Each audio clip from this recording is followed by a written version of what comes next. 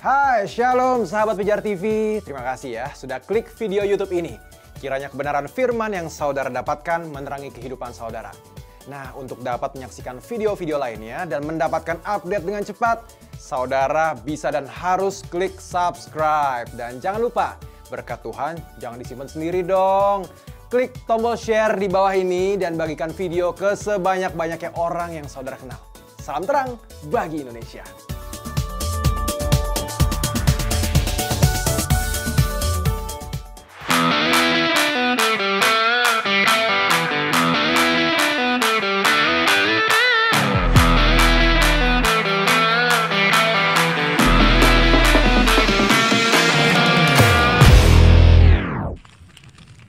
Yo, selamat bergabung di Jesus is the Answer bareng gue, Christopher Tapiheru.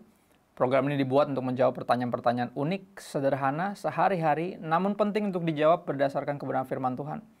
Program ini didukung oleh The Messenger Clothing, Ham Jeansku, dan Patrobas Shoes. Teman-teman bisa dapetin kaos yang gue pakai ini online at Messenger Store. Patrobas Shoes juga bisa kamu dapatkan secara online di Shopee atau Tokopedia. Serta bisa dapetin juga nih celana yang gue pakai ini di online store Ham Jeansku. Teman-teman juga bisa dapatkan kaos, sepatu, dan celana ini gratis dengan mengirimkan pertanyaan, cerita pengalaman, atau permohonan doamu ke nomor WhatsApp di bawah setelah menonton program ini. Yang terpilih akan mendapatkan giveaway dari kolaborasi Pijar TV, The Messenger, Patrobas, dan Ham Jeansku. Kali ini kita akan membahas tentang penderitaan rancangan Allah. Tapi sebelumnya kita akan saksikan apa jadinya kalau sahabat muda Pijar ditanya soal berikut ini. Halo, nama gue Oyo, usia gue 30 tahun, pekerjaannya kerja. Halo, saya Ruth, usia 29 tahun, pekerjaan pegawai swasta.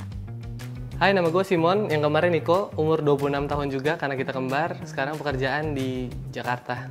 Perkenalkan, nama saya Rudi, pekerjaan sebagai editor, usia 29 tahun. Halo, nama saya Yulianus, umur 28 tahun, pekerjaan swasta. Halo, nama aku Tasya, umur 25 tahun, pekerjaan karyawan aja. Nama gue Nelson Tahitu, umur gue 36, gue kerja di salah satu stasiun TV rohani.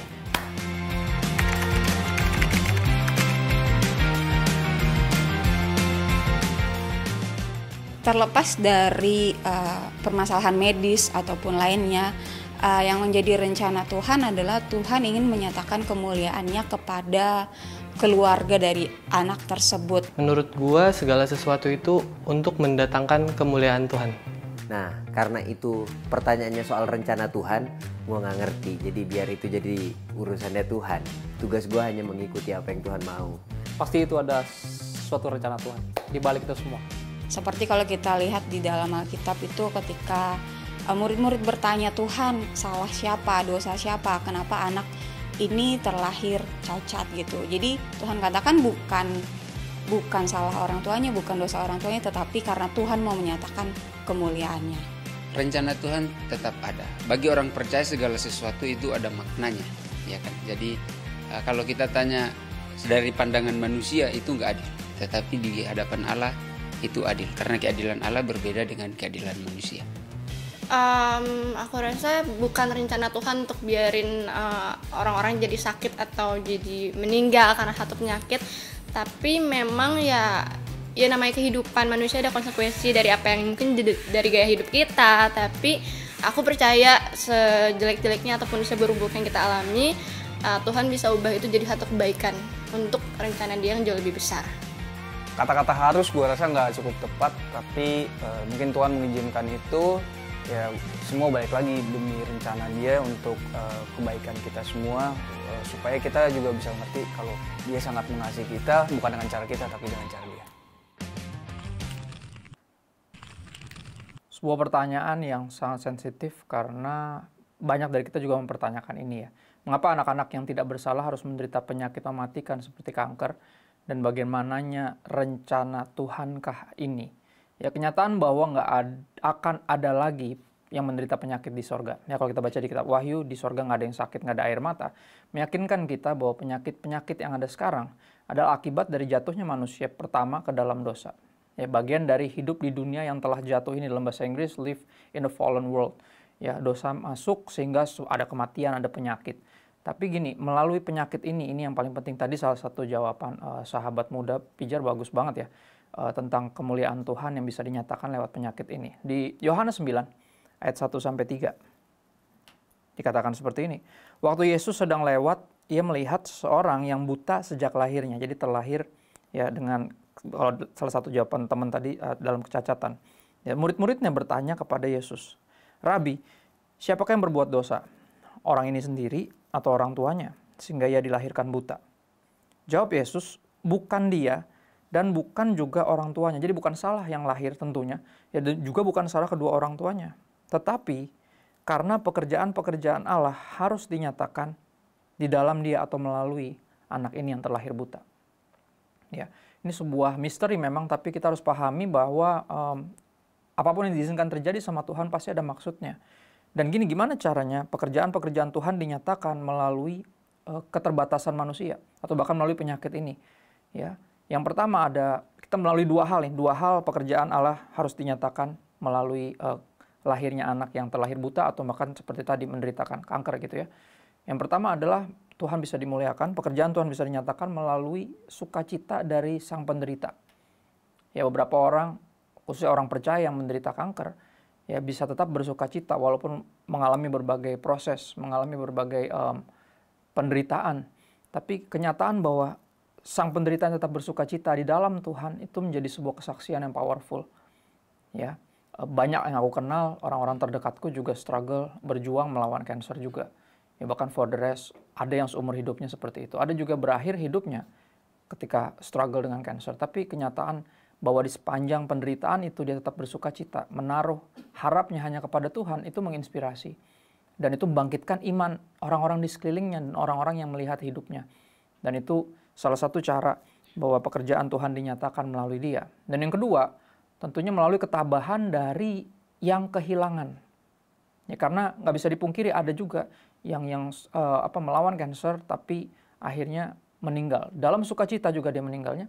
Tapi gini, yang kehilangan ini, Roh Kudus, penghiburan Roh Kudus yang membuat yang kehilangan tetap tabah, itu juga jadi sebuah kesaksian yang baik dan membangkitkan iman sekali lagi orang-orang di sekeliling itu yang melihat tabahnya keluarga ini ya di sepanjang perjuangan dari anak yang menderita kanker, dan bahkan ketika anaknya dipanggil Tuhan, ya mereka bisa menerimanya dengan sabar, dengan tabah, dan ini memuliakan Tuhan sekali. Ya, untuk pertanyaan berat semacam ini aku merekomendasikan ada satu buku bagus. Ya, judulnya When God Weeps, atau dalam bahasa Indonesia Ketika Allah Meratap. Ya, dan ini John Erickson juga terlahir dengan keterbatasan fisik. Dan ini pertanyaan-pertanyaan berat macam ini banyak banget dijawab di buku ini. So ya, aku rekomendasikan buku ini sekali lagi, When God Weeps by John Erickson Tada.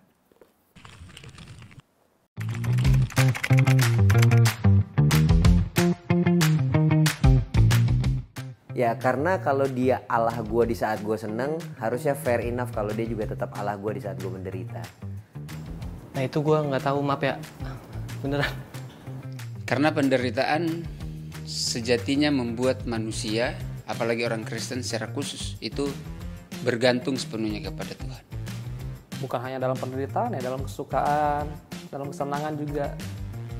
Gue percaya Allah di dalam segala situasi, baik dalam penderitaan juga dalam kesukaan, semua baik lagi sih ke orang itu masing-masing. Karena orang Kristen percaya bahwa penderitaan yang mereka alami saat ini di dunia itu semua sementara, dan itu melebihi kemuliaan yang akan dinyatakan kelak dalam kekekalan. Itu yang membuat orang Kristen tetap percaya Allah dalam penderitaan. Ya karena memang seperti yang firman Tuhan tertulis, kita memang harus menggantungkan harapan kita, iman kita ya cuma sama Tuhan aja. Jadi memang sudah seharusnya kita tetap percaya sama Tuhan dalam situasi apapun yang kita hadapi. Ya. Kenapa orang Kristen masih percaya Tuhan dalam penderitaannya? Di Roma 8 ayat 28-30, kepada jemaat di Roma, Rasul Paulus menulis surat seperti ini. Kita tahu sekarang bahwa Allah turut bekerja dalam segala sesuatu untuk mendatangkan kebaikan bagi mereka yang mengasihi Dia, yaitu bagi mereka yang terpanggil sesuai dengan rencana Allah. Ya, ayat ini menyatakan bahwa Tuhan bekerja melalui segala sesuatu, termasuk melalui penderitaan juga. Ya, dan itu mendatangkan kebaikan bagi yang mengasihi Tuhan dan terpanggil sesuai dengan rencananya. Ayat berikutnya dikatakan, sebab semua orang yang dipilihnya dari semula, mereka juga ditentukannya dari semula untuk menjadi serupa dengan gambaran anaknya, yaitu Yesus Kristus. Jadi target, salah satu tujuan dari Tuhan mengizinkan penderitaan untuk memproses kita untuk menjadi seperti Kristus, supaya anaknya itu supaya Yesus menjadi yang sulung di antara banyak saudara, dia jadi seperti kakak pertama dan kita adik-adiknya meneladani teladan yang diberikan oleh kakak kita, yaitu Yesus sang sulung itu. Dan ayat berikutnya bilang, dan mereka yang ditentukannya dari semula, mereka itu juga dipanggilnya, dan mereka yang dipanggilnya, mereka itu juga dibenarkannya, dan mereka yang dibenarkannya, mereka itu juga dimuliakannya. Kata-kata itu, dimuliakannya. Dan kepada jemaat di Korintus, Rasul Paulus menulis seperti ini, 2 Korintus 4 ayat 17. Ya, dia bilang, sebab penderitaan ringan yang sekarang ini mengerjakan bagi kami kemuliaan kekal. Kata-kata yang sama dipakai. Ya, bahwa kita akan dimuliakan, dan ternyata penderitaan ringan yang diizinkan Tuhan untuk kita alami ini mengerjakan bagi kita kemuliaan kekal yang melebihi segala-galanya, yang jauh lebih besar daripada penderitaan kami, kata Rasul Paulus. Ya, ini keluar dari mulut orang salah satu yang paling menderita di Alkitab. Di sepanjang perjalanan umat Tuhan dan dari para rasul hidupnya dia salah satu yang paling menderita, tapi dia bisa berani bilang bahwa penderitaannya ini ringan. Kenapa? Karena dibanding dengan kemuliaan besar yang Tuhan siapkan bagi kita yang menderita bersama dengan Tuhan, ya, penderitaan sekarang ini jadi ringan dan jadi ada tujuannya.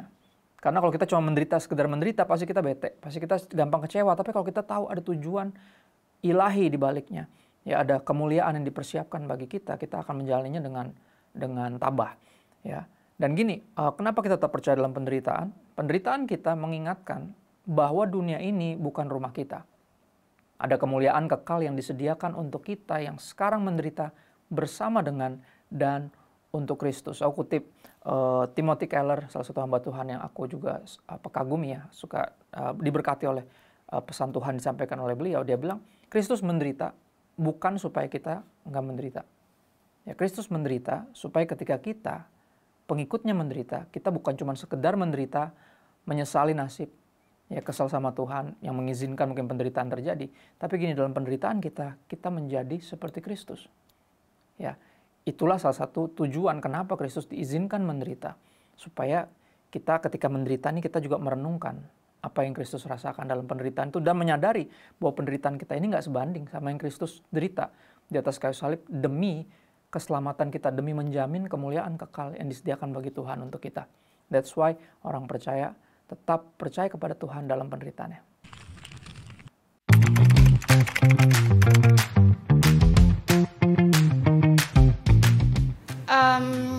Mungkin karena waktu itu juga Tuhan hadir kan sebagai manusia yang dia juga merasakan apa yang kita rasain. Dia bisa ngerasain takut, dia juga bisa ngerasain sakit. Jadi ya itu respon secara manusia aja. Tuhan Yesus juga takut gitu untuk menghadapi itu semua.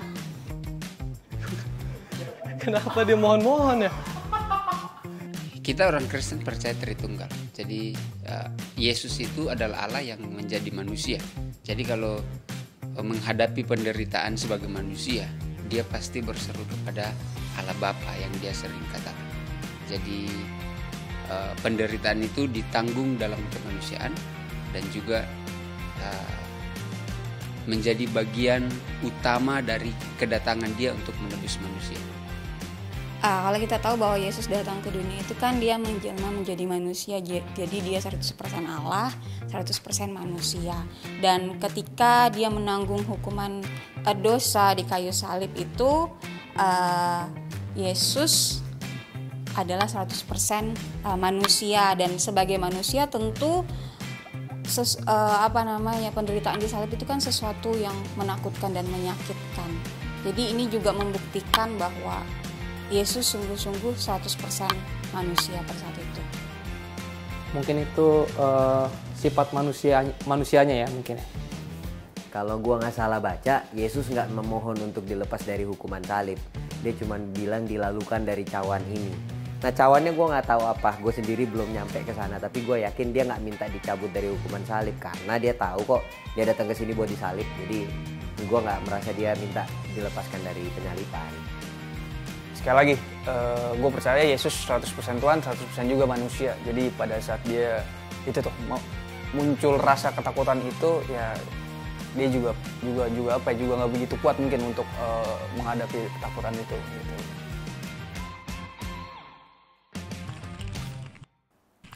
Benarkah Yesus harus sampai memohon-mohon kepada Bapa untuk dilepaskan dari hukuman salib? Coba kita lihat Matius 26 ayat 39 dan 42. Dikatakan seperti ini, maka ia maju sedikit. Yesus maju sedikit lalu sujud dan berdoa katanya, ya Bapa, jikalau sekiranya mungkin, biarlah cawan ini lalu daripadaku. Tetapi janganlah seperti yang ku kehendaki, melainkan seperti yang engkau kehendaki.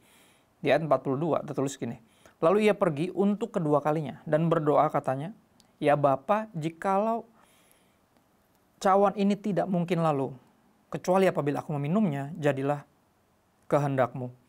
Ya kalau ini dipandang sebagai dia memohon-mohon untuk dilepaskan dari salib, kayaknya kita kurang memahami apa kekhawatiran atau ketakutan Yesus di sini. Coba kita lihat Yohanes 10 ayat 17 sampai 18. Tertulis begini, Yesus bilang, Bapa mengasihi aku oleh karena aku memberikan nyawaku untuk menerimanya kembali. Tidak seorang pun mengambilnya daripadaku, melainkan aku memberikannya menurut kehendakku sendiri. Aku berkuasa memberikannya dan berkuasa mengambilnya kembali. Inilah tugas yang kuterima dari Bapakku. Jadi di sini jelas Yesus nggak dipaksa untuk mati di salib. Ya dia nggak terpaksa dan dibilang dia memberikan nyawanya. Nggak ada yang ngambil nyawanya. Dia memberikannya menurut kehendaknya sendiri dan dia melakukan tugas yang diterima dari Bapa dengan suka hati. Nah pertanyaannya adalah kenapa kayaknya seolah dia kayak takut disalib di situ. Ya, Yesus gini, sejatinya gini, kalau Yesus takut disalib, dia kalah sama Rasul Paulus. Karena para murid yang lain setelah dipenuhi Roh Kudus, mereka nggak ada yang takut mati sama sekali. Bahkan Rasul Paulus berani bilang, bagiku hidup Kristus, mati adalah untung. Wow, dia nggak takut mati. Nah, mungkinkah Yesus takut disalib? Itu pertanyaannya. Ya, kalau dia nggak takut disalib, berarti ada sesuatu yang dia khawatirkan sampai dibilang dia punya keringat itu seperti tetesan darah. Segitu, itu ada istilah medis untuk kekhawatiran yang amat sangat sehingga pembuluh darahnya bisa pecah saking dia khawatir. Nah pertanyaannya, yang dia khawatirkan itu apa kalau dia nggak takut disalib? Ya, yang dia khawatirkan itu adalah cawan murka Allah yang mesti dia minum itu. Ya tadi sempat ada yang bertanya gitu kan, cawannya ini nih gue belum nyampe ke sana katanya. Nah ini dia kita belajar gitu ya. Cawan murka Allah itu isinya dosa seluruh dunia. Yang gini, yang akan membuat Bapa nanti pada saat Yesus disalibkan, Bapa akan memalingkan wajahnya dari Yesus. Nah ini yang Yesus takutkan. Kenapa? Hubungan dia dengan Bapanya harmonis dari kekal sampai kekal. Tapi di waktu, di saat, di momen ketika dia minum cawan murka Allah yang isinya dosa seluruh manusia, Bapa untuk sekejap waktu harus memalingkan wajah dari dia. Dan ini yang Yesus sangat takutkan. Ya, dan jadi kita nggak salah sangka lagi, dia nggak takut disalib, bukan penyalipan yang sadisnya yang membuat dia takut dan khawatir. Tapi kenyataan bahwa dia harus minum cawan yang berisi dosa seluruh dunia, itu yang bikin dia takut. Karena di situ kita bisa lihat di saat yang sama, bukan hanya kemanusiaannya yang dia bisa khawatir, tapi apa justru ketuhanannya. Bayangin, Tuhan yang membenci dosa harus meminum cawan yang isinya dosa. Ya, anak Allah yang selamanya apa ya istilahnya harmonis hubungannya dengan Bapa harus meminum cawan murka Allah di mana yang menyebabkan dia dan Bapa akan untuk sementara waktu, ya untuk secara sekejap Bapa memalingkan wajah dari dia. Dan ini yang harus dia tempuh, harus dia minum, dan ini yang membuat dia seperti meminta, kalau boleh, dia bilang itu, kalau boleh cawan ini lalu, karena ini terlalu berat. Ya ini harganya terlalu mahal yang mesti saya bayar, tapi gini, jika ini kehendakmu, saya akan melakukannya dengan rela.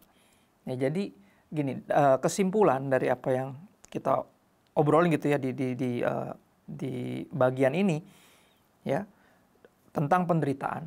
Ya, penderitaan apakah itu rancangan Tuhan dan betapa bahkan Yesus sendiri pun juga mengalami penderitaan itu. Sehingga kita tahu bahwa Tuhan juga bisa relate sama kita, merasakan apa yang kita rasakan dalam penderitaan kita. Di buku yang aku juga rekomendasi, ya judulnya The Problem of Pain, ya masalah penderitaan, C.S. Lewis menulis seperti ini. Kita bisa mengabaikan kenikmatan atau kesenangan, tetapi penderitaan bersikeras untuk diperhatikan. Tuhan berbisik kepada kita dalam kesenangan kita, berbicara dalam hati nurani kita, tetapi dia berteriak melalui atau dalam penderitaan kita. penderitaan adalah megafonnya Tuhan untuk membangunkan dunia yang tuli. Tidak diragukan lagi, penderitaan sebagai megafonnya Tuhan adalah instrumen yang mengerikan, yang bisa menyebabkan yang melihat secara tidak menyeluruh sebagai wah kok begini amat gitu. Ya, penderitaan sebagai megafonnya Tuhan tuh bisa jadi membuat orang jadi melakukan pemberontakan final yang tanpa pertobatan, malah jadi kepahitan gara-gara ngelihat ini sebagai alatnya Tuhan untuk membangunkan dunia. Oh, jadi ada yang kepahitan. Tapi gini, di satu sisi ya, kebenaran ini bahwa penderitaan sebagai megafonnya Tuhan untuk membangunkan dunia yang tuli juga bisa menjadi satu-satunya kesempatan yang dimiliki para pendosa atau orang-orang jahat untuk berubah. Justru akhirnya mereka kita menyadari bahwa oh Tuhan sesayang itu sama kita sampai dia tuh pengen banget kita dengerin dia, ya, dan kita nggak binasa ya dalam pemberontakan kita. Jadi gini, penderitaan kata C.S. Lewis menyingkap tabir serta menanamkan bendera kebenaran di dalam benteng jiwa para pemberontak. Ya kalau dalam istilah perang tuh ada namanya istilah kita tempelin bendera kita, tanda bahwa kita udah menangin daerah itu. Dan penderitaan tuh seperti itu. Dia masuk melalui menerobos benteng-benteng jiwa pemberontak kita sehingga bisa kebenaran Tuhan, bendera kebenaran itu bisa ditaruh di dalam jiwa kita sehingga kita justru diselamatkan dan melihat bahwa penderitaan ini cara Tuhan untuk benar-benar membuat kita mendengar Dia. Karena kebenaran itu yang akan memerdekakan kita. Gitu. Sahabat Pijar TV, senang banget di waktu yang singkat ini kita bisa menjawab pertanyaan-pertanyaan mengenai penderitaan perancangan Allah. Program ini bisa diproduksi karena dukungan sahabat sekalian terhadap pelayanan Pijar TV. Dukungan doa, ide, bahkan dana sahabat sekalian akan terus memampukan kami memproduksi dan menyiarkan program ini. Bagi sahabat yang tergerak berpartisipasi mendukung pelayanan kami dalam dana, silakan berkontribusi ke nomor rekening yang tertera. Seberapapun donasi, sahabat sangat memberkati pelayanan media ini. Terima kasih sudah menyaksikan Jesus is the Answer season kedua. Saksikan selalu program ini di hari dan jam yang sama. Sampai jumpa di episode berikutnya. Salam terang bagi Indonesia.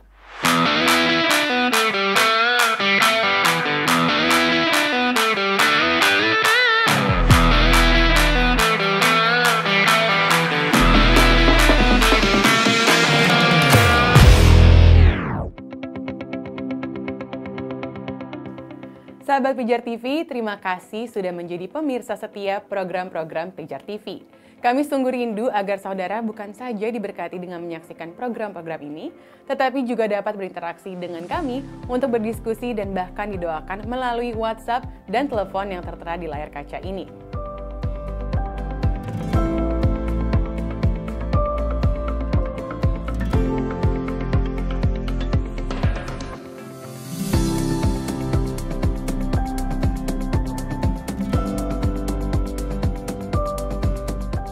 Hubungi kami sekarang melalui WhatsApp, tim Respon Pijar TV siap untuk melayani saudara.